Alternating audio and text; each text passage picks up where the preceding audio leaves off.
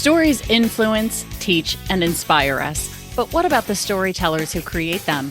Uncorking a Story profiles storytellers to uncover how their background and life experiences influence the stories they create. We learn what motivates them, their path to success, and what fuels them to keep creating. It all starts by asking one simple question: where does your story begin? Welcome to Uncorking a Story. Now here's your host, Mike Carlin. Well, hello and welcome to Uncorking a Story. I'm your host, Mike Carlin, and today I'm excited to introduce you to Sandra Butler. Sandra is the author of several books, each designed to identify something unspoken and move those issues into public conversation. Over the past 3 decades, Butler has written dozens of articles, reviews, and essays that have appeared in a range of periodicals and anthologies. She has facilitated workshops for community activists, social workers, and psychologists on violence against women, and has lectured on women's issues nationally and internationally. Her latest book is entitled The Kitchen is Closed and Other Benefits of Being Old. Here today to talk about that and so much more is Sandra Butler. Welcome to Uncorking a Story, Sandra. Thank you, Mike. Happy to be here. I have to say, that is something my mother used to say all the time. The kitchen is closed when she didn't want us eating anymore. That's exactly right. It's been cleaned for the last time today. The counters have been wiped down for the last time today. That's right. So I have to begin by asking you the question I ask everybody who sits across from me, virtually, of course, because we're not a person. But Sandra, tell me, where does your story begin? Well, it's a long answer because it began in the 1970s when I had emerged from a marriage with 2 children and the beginnings of feminism. And as I became involved in my activism, my feminist activism, one of the earliest priorities we had was violence against women. And I wrote a book in 1978 called Conspiracy of Silence, the Trauma of Incest. And it was designed essentially to say, this is real, this is true, this is happening. We need to believe women when they tell us this. And it may be difficult for your listeners now to understand how groundbreaking that was, because incest didn't happen unless it was, as anthropologists said, because we were so puritanical, we had bad attitudes about sex, or as a lot of psychologists were saying, which is that there was bad communication in the family, or there was alcoholism, or the mother was not protective. All of the excuses from what turned out to be a tidal wave of abuses against little girls and women's bodies that was just starting to come to the surface. And I worked as a psychologist and an activist in those years, which was my 30s, and wrote a book designed to bring it to public attention. And that became the writing that I did for the next 40 years. All of my writing was designed to bring to public attention that which people were not aware of. The second book was about the death of my partner from breast cancer, but the intention was to make the death public. Mm-hmm. What it means to accompany a beloved to their death. And again, this was 1988. There was very little information about being fully present in the dying process. Now, my daughter is actually a death doula, and it has become an entire part of our culture and how we have begun to think about dying. But in those days, that was not the case. And then 5 years ago, I wrote a book with a very old friend with whom I've been in a women's group for 33 years. Which started actually, I'll step aside from this part of the story to another. On my 50th birthday, when my partner, with whom I wrote Cancer in Two Voices, died, my friends insisted on taking me out to dinner, even though it was a very melancholy time for me. And over dinner, we were probably a little bit wine-soaked, as we often were in our 50s, and somebody made a joke about both Farley Granger and Stuart Granger, and everybody at the table knew who they were, which for women in their 50s rarely happens because our references are completely unknown to 20-somethings and 30-somethings. So we got very excited and said, we need a group of women our age to talk about what it is to be our age. And many of us were just starting to go through menopause then. So we started a group called the Wandering Menstruals. And we met the first Saturday of the month. And we have been going on the first Saturday of the month for 33 years. Our numbers have dwindled, of course, but we're still meeting. So one of the women from that group and I wrote a book 5 years ago. We both had middle-aged daughters, and we had had many conversations about the way mothering morphs when your kids are 60. You're still mothering them. You still have the same maternal feelings. But what's happened is the autonomy has shifted. We're becoming more in need of them because we have more time, we're retired, we want to see them and visit with them. And they're in the middle of very complicated lives. They're raising their own family. They have less and less time for us. And the whole dynamic of the mother-daughter relationship really changes. And it turned out, we interviewed about 80 women. It turned out to be a more melancholy book than I had expected it would, because the women were wanting their daughters in their lives more than their daughters needed their mothers in their lives. And it reminded me of my own relationship with my mother when I was in my 50s. I called her every week regularly. I loved her. Our relationship was fine, bumpy in the ways that mother-daughter relationships are, but basically it was a loving relationship. But when I would call her on Sunday, what I wanted to know was she okay? Was she eating well? Was she exercising? Was she sleeping okay? Did she see the doctor? And as soon as I knew she was okay, as far as I was concerned, I was finished with the conversation. Yeah. And it never occurred to me to say, what are you reading? What are you thinking? What are you dreaming? All the things that I want my daughters to know enough to ask me. But of course they don't, because they're not there yet. So that all led to this book, which is that all of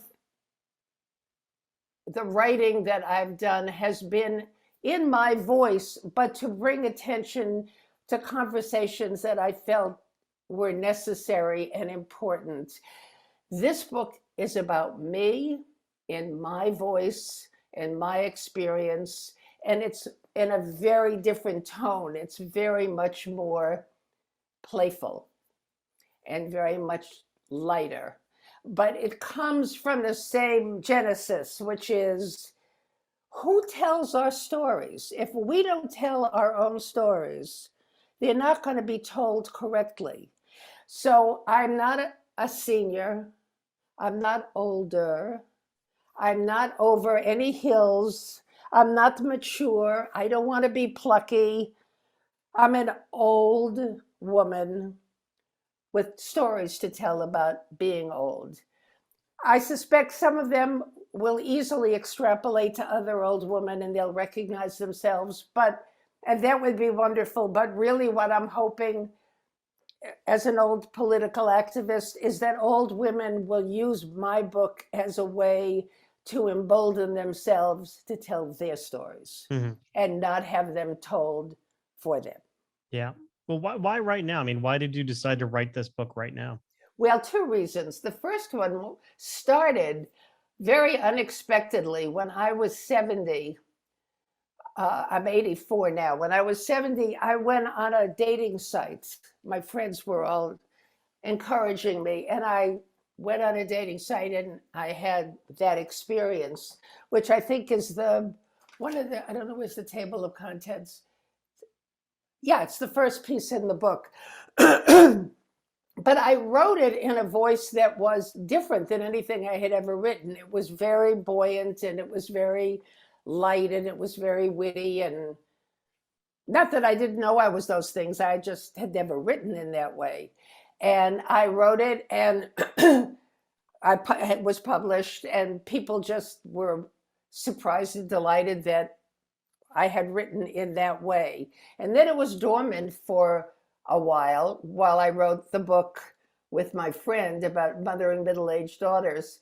And when the pandemic started, there I was in my house, an old woman with no place to go and nothing to do. And I thought, well, let me see if I can write some more of this. So it was kind of like my pandemic project. Some of it started before. I took a trip to France the summer before the pandemic, mercifully. And I had been fooling around on a home exchange site and found a gorgeous 4-bedroom stone farmhouse in the south of France, owned by 2 people who wanted to come to my little apartment in California. And I grabbed it. I invited 3 friends to join me. And as it turned out, at the last minute, none of them could. So I spent a month alone in the south of France in a great big stone farmhouse with very minimal French, alone. And it was quite a revealing and full of curiosities kind of experience. So I wrote that piece. But most of the pieces came during the pandemic, where I just thought, what the hell? I mean, if I don't tell what it is to be me, it's never going to get said. So let me just try to do that. So I wrote more and more pieces during the pandemic, during which time my daughter's father, from whom I've been divorced 50 years, a lovely man, was dying. And it, in an odd way, brought my 2 daughters and he and I back together in a way that kids always dream when there's a divorce, to be able to bring mommy and daddy back together. And so I spent more time with him, and the 4 of us spent more time together. And that led me to thinking about the end of my life and his and choices. And I wrote some pieces about that. So it's been a gift to me to write all of this. And so far, the response is a resounding yes, primarily by old women. Younger women and men have questions. What was it like? How did it feel? Why did you do this or that? But the old women, it's like, I understand your mother. How many times can you wipe down the counter at the end of the day before the day is over and you can sit down and not have to see more mess on the counter? So like that. Yeah. Yeah.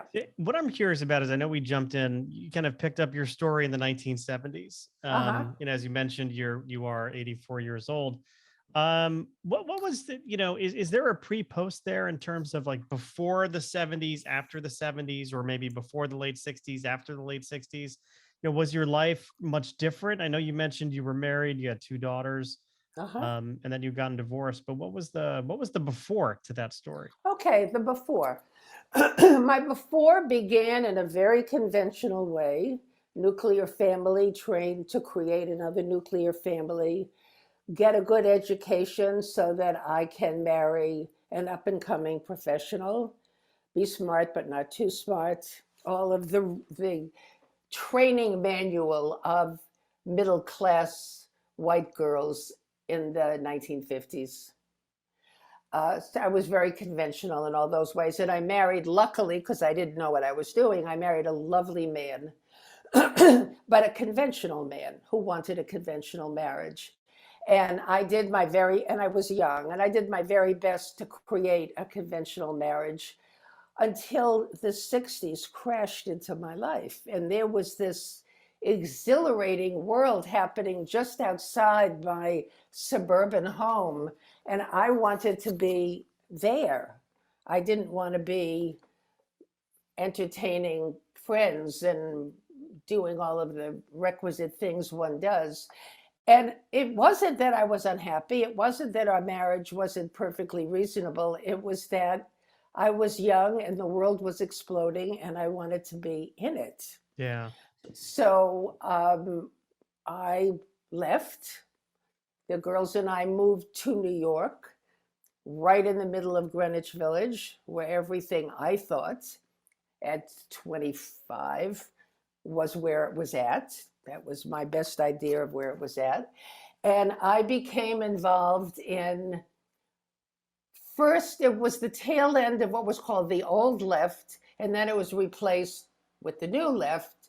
But all of it was essentially civil rights and Vietnam activism led by very charismatic men. Mm-hmm. And we did the mimeographing, if anyone even knows what mimeographing is anymore. We did the mimeographing. We made the casseroles, a lot of brown rice casseroles, for after the meeting was over, which was what the men were doing in the other room, deciding. And so when the very first glimpse, and I was very active and I believed and I marched and I picketed and so forth. But in the very first glimpses of feminism, where I had never noticed in 26 years that I was not in my own politics, I hadn't even noticed. It was so the way of the world that men were leaders and women mimeographed. At the very earliest glimpse of feminism, I thought, oh, of course, I get to have a voice, I get to have a point of view, which is more than agreeing or disagreeing. And that moved me into a kind of confidence, into a kind of voice, into a kind of activism that came from what is my life as a woman, as a mother, as a woman, as a daughter. And also, I was heterosexual in those days, and as a woman who wants to relate to men, with men, differently. So that went on for a while until I met this woman who was a professor at Stanford, dry, funny, witty, playful in all the ways that I was serious and earnest. She was just a perfect balance for me. My kids like to say she taught me how to play, which was never anything I was good at till I met her. And I fell madly in love with her, and thankfully she returned the favor. And so we were partners until I was still doing the violence against women work, traveling a lot. And she was diagnosed with terminal breast cancer, and the doctor said she would have the most 3 years. And it was clear to me that if it was going to be a time-limited thing like that, I wanted to spend that time with her. So I left the violence against women work, and she and I spent 3 years together. We wrote the book during that time as our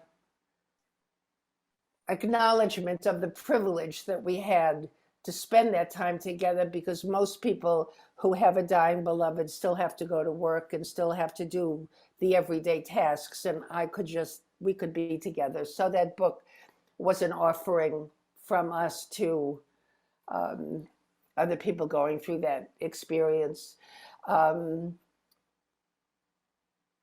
So that's my before. Yeah. I'm curious, like when you were going into that marriage, that was, meant to be very conventional. Was there like a little voice inside you saying, Sandra, this really isn't for you? Did you have any kind of inner voice saying, hey, I'm pretending at this point, or did you not really know? I think that what I would say, the short answer is I didn't know. The longer answer, Mike, is that conventionally raised women in the 1950s didn't have an inner voice. There wasn't an inner voice. The very, since this is a book about authors, the very first glimpse, I can't remember when exactly it was, but the very first glimpse I had of a girl having an inner voice was when I read Marjorie Morningstar. I don't know if you know that book, Yeah, but it was long ago, but it was a girl saying, I'm going to go to New York and I'm going to make my way in the world and I'm going to be an artist. And I remember reading and thinking, what? I mean, the only girls who lived alone in my frame of reference were girls who were up to no good, who wore charm bracelets around their ankles. I mean, racy girls. Probably there was some longing I had to be racy, but I think I wouldn't have known how to be racy then. Yeah. Or brave. Yeah. I mean, thinking like you leaving your husband during that period of time. That's a brave decision. You have two young ones, you move to New York. How did you deal with the fear or the potential repercussions of that action? Well, I think I tried to pretend that he wasn't as hurt as he was, and the kids weren't as bewildered as they were. I think that's probably the truth. The blessing of that time was that he just died a few months ago at 99. He was a good and decent and kind human being. So the fact that I wounded him as I did because he didn't understand my dreams or my longings because he didn't have them. Mm-hmm. And in fact, the happy ending for him is he found a perfect wife and had a 40-year marriage of the kind that worked for him. But I just couldn't let myself know. I felt like I was fighting for myself. And there were wounds and losses that resulted from that. And both my daughters can say that now, that it was really scary. And it's like, any kid whose parents get divorced understand that moment. It's like the ground shifts. Nothing is solid anymore. Nothing can be trusted because mommy and daddy are not the ground anymore. So, definitely a price was paid and my kids paid it. Yeah. Yeah, for sure. But I wonder, at the end of the day, you've done them a huge service and yourself a huge service, because had you stayed in a relationship that wasn't fulfilling you, who knows the repercussions that has. Absolutely. Probably would have been much worse. Absolutely. And let me expand on what you said, Mike. One daughter was a successful professor of economics at a university and decided it just didn't fit for her. And she left and became a death doula. And she attributes the way I live as the source of her being able to take that giant step out of status, respectability, into something that's seen in the larger world as a little bit more marginal and a little less statusy.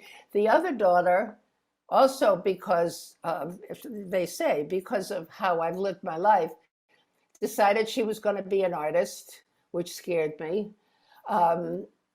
because I didn't have money and I was afraid she'd never make a living. And but I kept that to myself. And she became an artist, and she's now teaching because she's an old artist. She was a dancer, a choreographer. So both of the girls, one immediately and the other after a 20-year hiatus, went for their biggest dreams and have lived their lives that way, as have I. Yeah. That's not to say that in their developmental early period, there were not wounds, but the end result is very exuberant lives, all three of us. Yeah, it sounds like it. Yeah. I was being coached by someone recently who told me, Mike, just because you love somebody doesn't mean they're the right person for you. Which I thought was kind of a profound statement. It kind of hit me. It's one of those, like, the obvious is not always apparent statements. That one just kind of hit me, and it stayed with me for a long time. Well, it's a deceptively simple thing. I mean, often these simple statements, are very subtle and complex. And here's how I would answer it as an old woman. When I go to weddings now, and I look of young people, and I listen to them make promises that they have no idea what they're promising. They have no idea what they're saying. I promise I will love you and I will support you and I will forever and ever and ever. And it's like, you have to build a life after the romance burns off.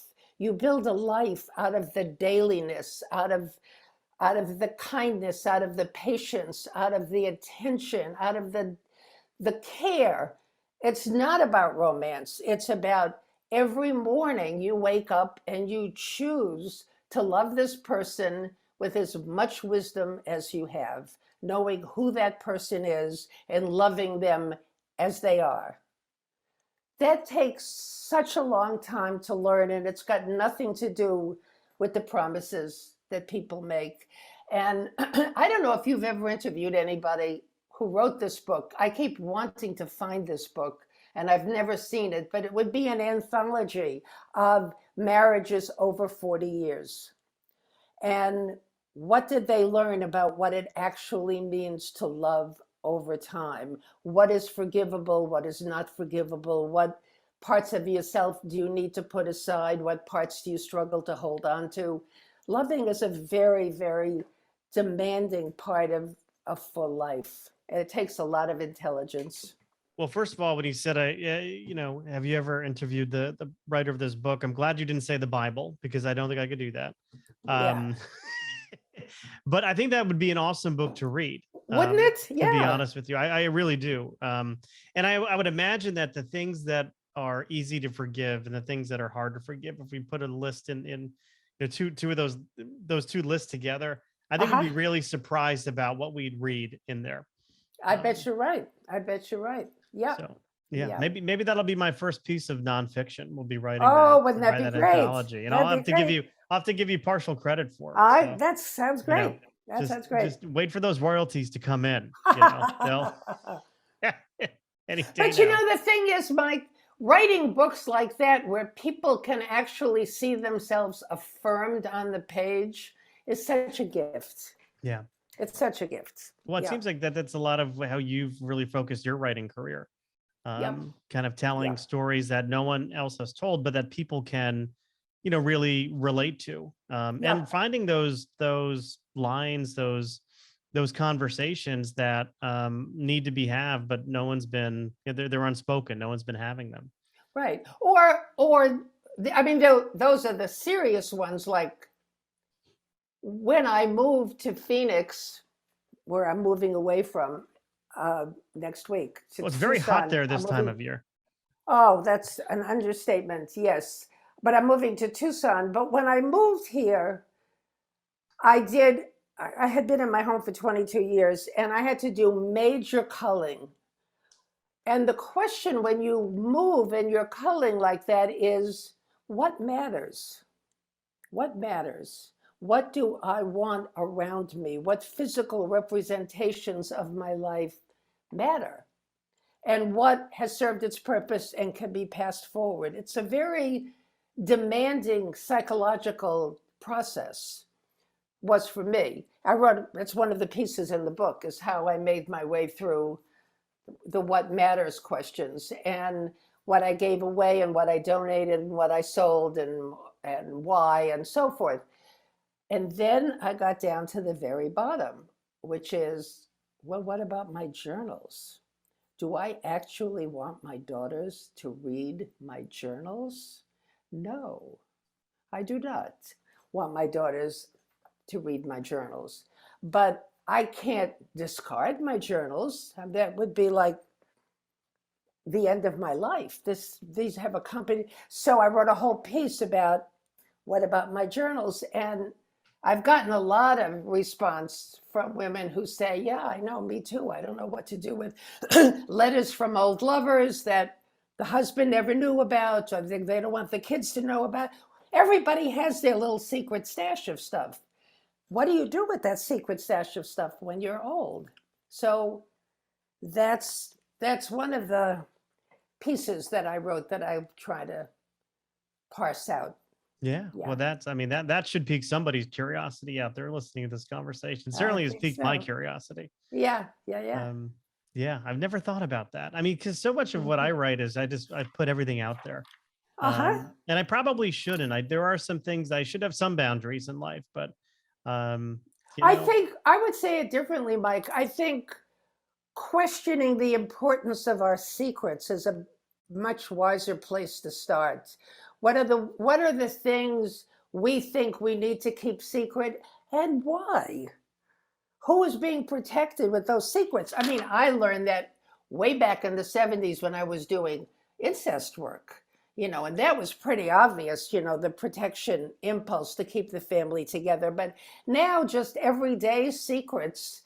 Well, wouldn't want to hurt their feelings, or we never told them before, and now it's too late. Or secrets are burdensome, and I don't mean to disagree with you that we don't need to have some boundaries, but I think we all are weighted down by way too many secrets that don't need to be secret at all. Yeah. I mean, there Yeah, there is an emotional toll to pay you're right. with that, Absolutely. Absolutely. And it's funny, like once oftentimes I find when a secret I've been holding is just becomes out in the open, like Hmm. there's a certain amount of weightlessness you feel You once absolutely it's right. out there, you know? Absolutely. The world didn't end. No, it didn't. I mean, Yeah, yeah. there's repercussions to that, but you do Always. feel, and Yeah. some of the things, like I remember one time I was afraid to tell my father that I sold a car and bought a new one. Because he's very critical. He's about to turn 90, but he's very critical about like the way they, his kids handle money. Uh-huh. And so like I told him, like he's like, "You still have that car?" I'm like, "Yeah, of course I do." And I would lie to him about it. And Hmm. then one day, I just came out and said, "My dad, I sold that car 2 years ago, and I bought a new one." He's like, "Why didn't you just tell me?" And I'm like, "I just felt bad about it." And this is a very minor example, right? But Uh-huh. there are bigger ones, which I will not share with the audience. But but it's stuff like that, And then I just Well, felt better. But here's the thing. This is what my kids do when they have to do that with me.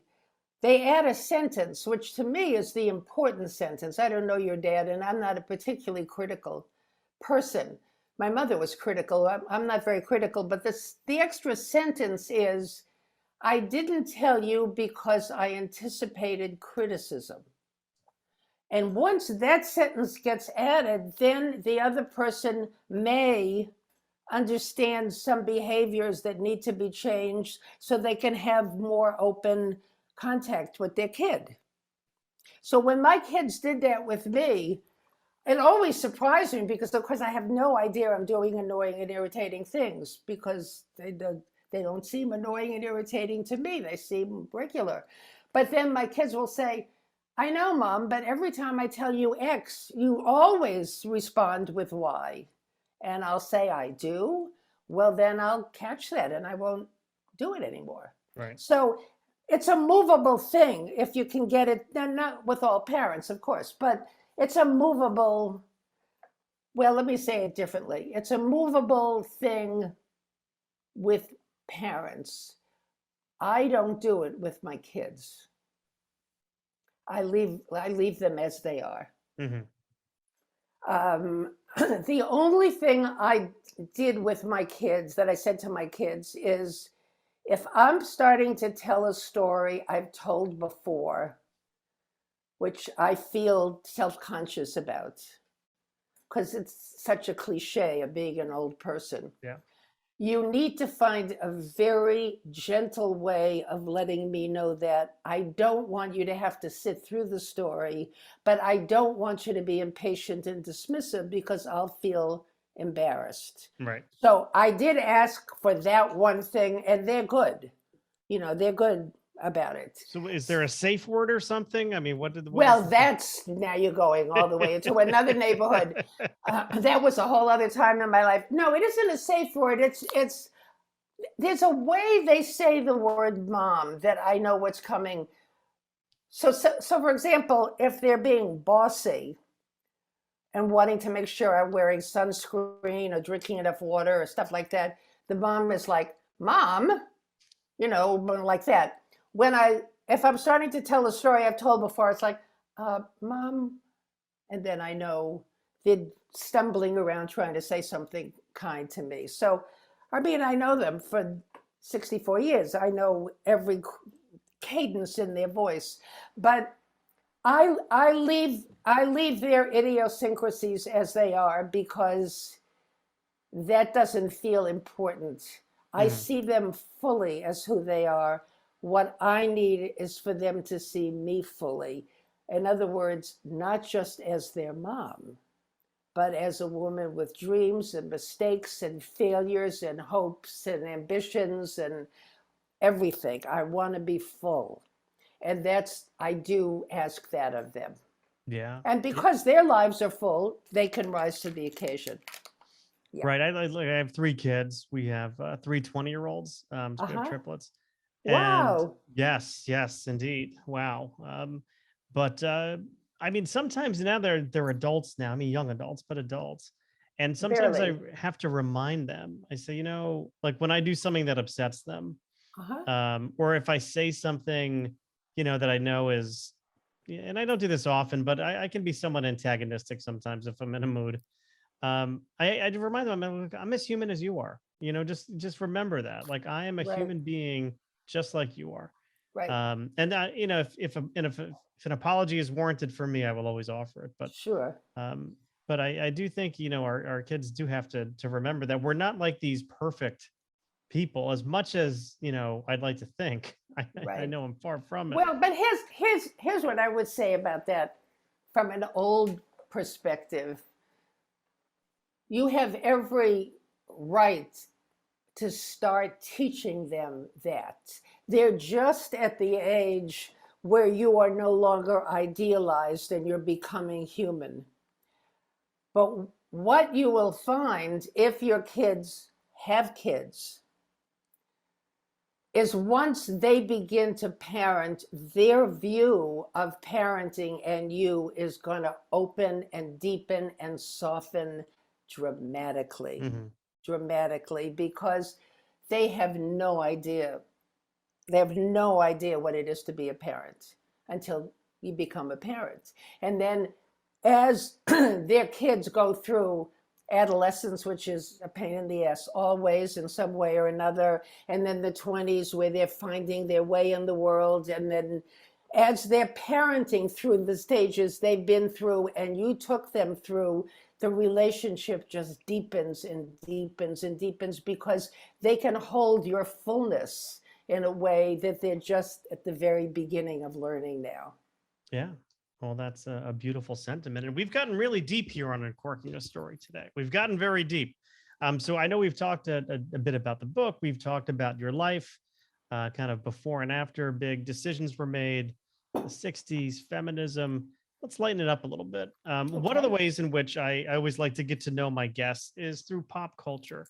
So I'd be curious. Sandra, what are some of your favorite TV shows, either present or even going back as far back as you'd like? I'd love to know that. TV shows. Probably my TV shows echo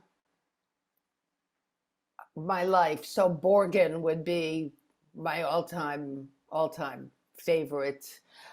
Veep. Stories about people in relationship to power, either playful and comedic or serious. But it's an interesting, larger question, Mike, the idea of popular culture and what it feels like through the eyes of an old woman. And there is actually, I'm looking here to see what the name, Keeping Up. I wrote a piece in this book called Keeping Up. And so one of the examples I can give you is, I'm a very, very big jazz fan. I have been since I was 10 years old, and I know a lot about jazz, and I've been following it and its players for decades. And I also am a big fan of what they call secondary show tunes, like the sophisticated cabaret kind of music. And the thing about the music that I've loved and followed and know a lot about is that the lyrics are lyrical. They tell a story of pain, of suffering, of loss, in the wee small hours of the morning and stuff like that. And now when I listen to even the artists who I politically respect, like Kendrick Lamar or Common or Beyonce, I have no idea what they're saying. The words come so fast that by the time I get what they're 3 lines beyond. So I actually, the lyrics have fallen away from me, and the visuals, which is what popular culture now has enhanced so much because of technology, the visuals have sort of replaced the lyrics. And so you could say I'm an old member of the Bayhive. I definitely would say that. And I know that her politics are very consonant with my politics, but I don't exactly know what she's saying when she sings. Lizzo is another one. I think she's spectacular. I think she's bringing a consciousness to people about big, healthy bodies that is so overdue for so many fat girls that have suffered being fat girls for so long. I love that she's doing it. And I will go on YouTube to listen to one of her things. I have no idea, except the dancing's great and the costumes are great. But so that's kind of how I have come from the beauty of the subtlety of a Cole Porter lyric to how I'm enjoying the political popular culture of now. Yeah. Yeah. I believe we all have inner children inside us. And mine is named Eddie, in case you were wondering. But in what ways, if any, do you feed your inner child? My inner child, well, so I'll reference a piece in this book called Confessions of an Autodidact. And I was thrown out of college in 1955 for consorting with undesirable elements. Yes. That sounds like a serious charge. What was that all about? Well, I was trying to find the political people at the University of Michigan who were what was called then Negroes. And the dean of women thought it was completely untoward for a middle-class white girl to be doing that, and I got expelled. I didn't get back to college until I was divorced and a working mother. My kids were teenagers, and I got back to college, and I discovered for the first time in my 30s that I was smart. I knew I could get behind a bullhorn on a flatbed truck. I knew how to do that. But I didn't know I knew how to think until I was actually in an environment where they were teaching me how to think. And so I made one of the most expensive sentences of my life to my daughters, who were then 16 and 14. I said, I'm just getting my BA. I'm on a roll. I need to keep going. I need to get my MA. I need to go first. But I promise that whatever graduate study you want, I'll pay for it. Which was a very expensive sentence. But I went and I got my MA. And it was in a school that was Goddard. And there's a handful of those schools in the 70s and 80s where it's for working adults, which I was. And you do it through correspondence, and then there's 3 yearly meetings with your advisors. It's a more alternative form of education, which was for me very rigorous, but alternative. What that meant was some of the basic stuff that everybody in the world I always thought knew, I didn't know. So this goes back to the inner child. I don't know how to do a footnote. I have no idea how to do a footnote. I don't know how to do medical research. There's a whole bunch of stuff. My semicolons and colons are out of the question. I never learned like the basic stuff because I was learning what I was choosing to learn.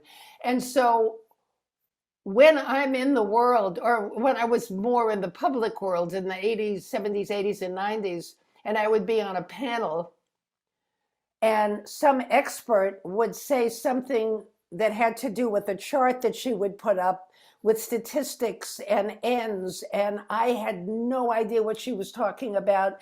But I was on the panel, I was up on the stage with her, and I had to keep my face arranged in such a way that it didn't look like I was feeling, what is she talking about? And oh my God, what if there's a question from the audience about it for me? So there is that place in me. I don't know that I'd call it a child, and it isn't that it's that counterfeit. It isn't counterfeit. It's just wanting to pretend that I know stuff I don't know. I don't know why exactly. I don't know why exactly, but where that started to shift in me was in the 80s. I went to, with Barbara as she was dying, a talk by Stephen Levine, who was a very well-known public speaker about death and dying. And there were maybe 2,000 people there. It was a Golden Gate Park in San Francisco. The place was jammed, and there he was. And speaking about death and dying, Barbara and I were there to learn. And then in the audience, somebody asked him a question. And there was a long pause. And he said, I don't know. And I thought, what? There's 2,000 people in front of him. How do you say, I don't know? You say something. Well, perhaps this or perhaps that. You fump around with. He didn't. He just said he didn't know. And that was the beginning of freeing me from this uncertainty that I had, that I needed to know more than I actually knew, which was plenty. So there's a whole piece about being an autodidact and the vulnerability of being one of those. Yeah. Yeah. You've written a lot, Mm-hmm. number of books, articles, essays, etc. Yeah. How do you feel when you're, looking at or staring at a blank sheet of paper? You need to write something. What emotions do you experience? But I'll give you a Jewish answer. It depends. It depends. If I'm writing something that is fueled by content, then I want to get the content right, and it's about craft. There's no feeling involved. It's like, if I'm given 750 words to write about a piece of content that needs to get communicated about somebody's life or health or political something or other, then that's about craft, and I'll outline it in full with it, and it's work. If I'm writing personally with no content, just personally, I need to wait for a first sentence. And if I get a first sentence, sometimes I get a lot of them in the shower. I don't know why that is. If I get a first sentence, then I can come and I can just go from the sentence. But sometimes weeks will go by and I'll sit and look at the screen. It's not a paper anymore, it's a screen. And if I don't have that starting place, I write a whole bunch of deletable stuff. So it depends on what I'm writing. Okay. Yeah. Fair enough. Have there been any lessons about publishing that you feel like you learned the hard way? No, actually, that's interesting. When Conspiracy of Silence was published, it was 1978, and two organizations in San Francisco, one was the Progressive Glide Church in San Francisco. When they understood because I was well known in that little part of the world in the Bay Area, and when they found out I was writing a book about incest, they wanted to support it. So they gave me $2,000, which was unbelievable, and so that I could travel and interview and so forth. And the arm of Glide Church, which I think was called New Glide Publications, published it. The second book was when feminist publishing was already pretty well established. There were maybe 8 or 10 feminist publishing companies at that point. And so one of the feminist presses did Conspiracy of Silence, and that was a very good experience. There is a press called She Writes Press, which I can't recommend highly enough. Yeah. It's a hybrid press with fabulous feminist principles, and they published the third book. This last book was also a wonderful experience, but it was different. This is Girl Friday, also a feminist press, but this one I decided to self-publish. And the reason that I did was because of COVID. All She Writes and several other publishers have like a year and a half backup of manuscripts. And at 84, a year or a year and a half matters. And Girl Friday said, we could turn it around for you in 8 months. And I said, let's do it. So all 4 of my experiences were very, very positive, but I did not go the conventional route of agents and proposals, and I didn't do that. Yeah. I mean, you're Yeah. certainly ahead of your time with that. Yeah. That's for sure. And that business is changing so much. So fast. Yep. It's so fast. It's almost, and I've talked to a wide range of authors. I talk to people who publish independently, and I talk to people who go the very traditional, get an agent route. There's no wrong way to do it. Oh, no. You do you go with the way that works for you. But what I'd be concerned about if I were the big publishing companies is just how much competition there is. Yes. And quality Yes. competition coming bet. from the hybrid and independent publishers. Absolutely. But you know what, Mike, that goes back to the very first thing that I said. Who gets to tell our stories? Yeah. And the smaller publishing companies are publishing people of color and people whose stories have not been told from multiple perspectives. And the big houses are not doing that. Or if they are, they're plucking one per category and giving them a whole big press budget. But all of the other stories are not part of that, the big New York world. And it's a great service to be able to read and learn these stories from some of these smaller presses. And I appreciate them. And I know what a financial struggle it is to be one of them, but they do a tremendous service for us. That's right. Yeah. That's right. Yeah. So to wrap up, if you could whisper into your younger selves ear, what words of advice would you give, a younger Sandra Butler? What would you tell your younger Well, self? you have to tell me what age is younger, Mike. I'll give you 2 ages. How's that? Okay. I'll give you the teenager / young adult who got kicked out of Michigan. Okay. And then maybe that 30-ish-year-old person who was embarking on a new life after being married with 2 kids. Okay. Well, the first one, when I was thrown out of the University of Michigan, I went home, my tail between my legs, as it were. And 40 years later, someone said to me, why did you go home?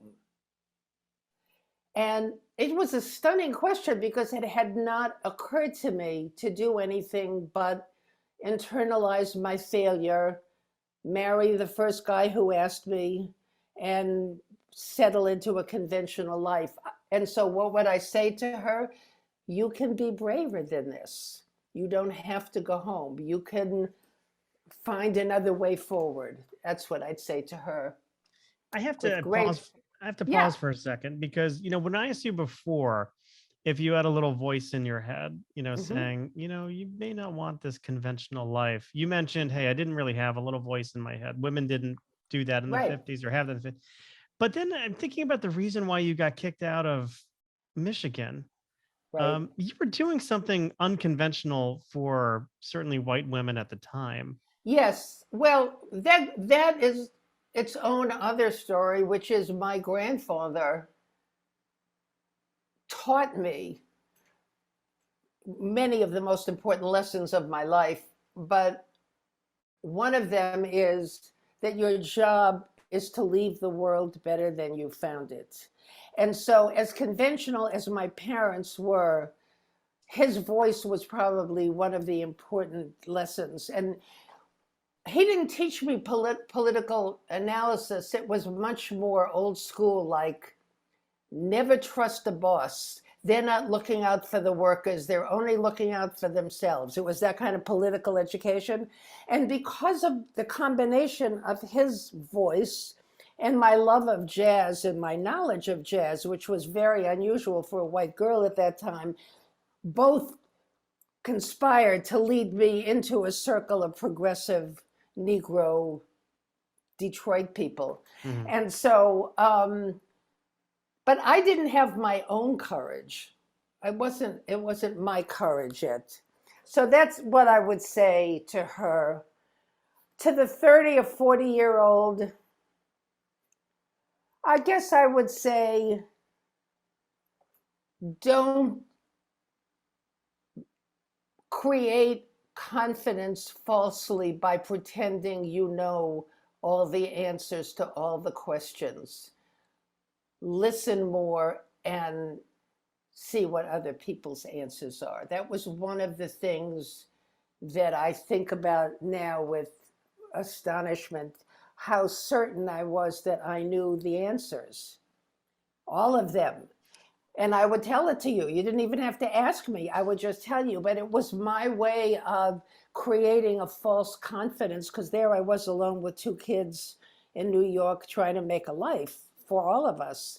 And so that certainty, that bravado, that false bravado was the strategy I came up with. And I think I would say to her, you don't have to do that. You could, yeah. Certainly could have been viewed as a defense mechanism of sorts. Absolutely right. That's exactly right. Yeah. Well, very good. Well, I've been talking to Sandra Butler, the author, her latest book, The Kitchen is Closed and Other Benefits of Being Old. Lots of wisdom just in the hour we've been talking. There's been so much wisdom shared, and I imagine there's a lot more in that book. I hope so. I hope so too. Well, I imagine that book is available wherever books are sold. That's right. And Sandra, do you have a website, social media people could? My social media is an 84-year-old social media, but I do have a website, sandrabutler.net. And I have, I don't know, whatever my publicist told me, Goodreads, author pages, I don't know, all that. You can find me on Facebook, but my website is probably where all of my writing over all the years and all the books, plus this one, is available to whoever is interested. And I hope there's a lot of you out there. Well, very good. Oldies, a lot of oldies. Yeah. and some young people who will absolutely get some wisdom out of this. Absolutely. Well, I will put that website address in our show notes so people can just look that up and tap on it or click on it. Very easily. Sandra, this has been a very insightful, interesting, and fun conversation. Thank you so much for joining me. It has for me too, Mike. Thank you.